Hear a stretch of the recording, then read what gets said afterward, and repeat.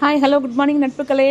நான் இன்றைக்கி கருவேப்பிலை பொடி, ப்ளைன் கருவேப்பிலை பொடி எப்படி செய்யலாங்கிறதான் போட போகிறீங்க. இது வந்து கண்ணுக்கு உங்களுக்கு தெரியும், ஸ்கின்னுக்கு, அந்த மூளை வளர்ச்சி அதுக்கெல்லாமே ரொம்ப நல்லதுங்க. குழந்தைகளுக்கு ரொம்ப கொடுக்கணும்.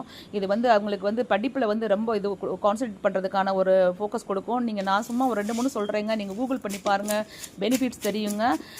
இப்போ இந்த கருவேப்பிலையை நம்ம போட்டோம்னா என்ன பண்ணுறாங்கன்னா, எல்லாம் குழம்புல இருந்தோ நம்ம கருவேப்பிலை மாதிரி யூஸ் பண்ணுறோம்னு சொல்லுவோம்னா அது மாதிரி எடுத்து வெளியில் போட்டுறோம். பட் நீங்கள் இந்த மாதிரி பண்ணி கொடுத்தீங்கன்னா பிள்ளைங்களுக்கும் சரி நம்மளுக்கும் சரி ஃபுல் அதோடைய எஃபெக்ட் வந்து நம்மளுக்கு கிடைக்கும். நீங்கள் வந்து கருவேப்பிலை சீப்பாக இருக்கும்போது வாங்கிட்டு கழுவிட்டு நல்லா அந்த ஈரம்லாம் போன பின்னாடி வெறும் சட்டியில் போட்டு நீங்கள் வந்து ஃப்ரை பண்ணுங்கள். சிம்மில் வச்சு இல்லைன்னா மீடியம் ஃப்ளேமில் வச்சு ஃப்ரை பண்ணுங்கள்.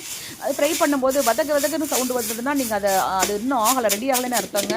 ஒரு கருகில் நடக்கும்போது ஒரு சவுண்டு வரும் பார்த்தீங்களா, அந்த மாதிரி ஒரு சவுண்டு வரும்போது நீங்கள் ஸ்டவ் ஆஃப் பண்ணிவிட்டு அது கொஞ்சம் ஆறின பின்னாடியும் அந்த க்ரன்ச்சினஸ் இருக்கும் போதே நீங்கள் நல்லா கையை வச்சு பிசைஞ்சு விட்டு மிக்சியில் போட்டு இப்படி பொடிச்சு வச்சுக்கோங்க.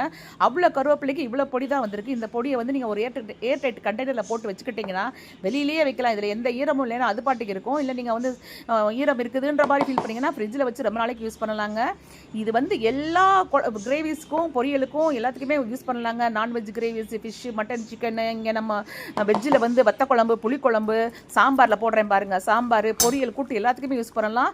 இதை நீங்கள் ட்ரை பண்ணிவிட்டு யூஸ் பண்ணி பார்த்துட்டு எப்படி இருக்குன்னு எனக்கு கமெண்ட் பண்ணுங்கள். தேங்க்யூ. சப்ஸ்கிரைப் பண்ண மறந்துடாதீங்க. தேங்க்யூ.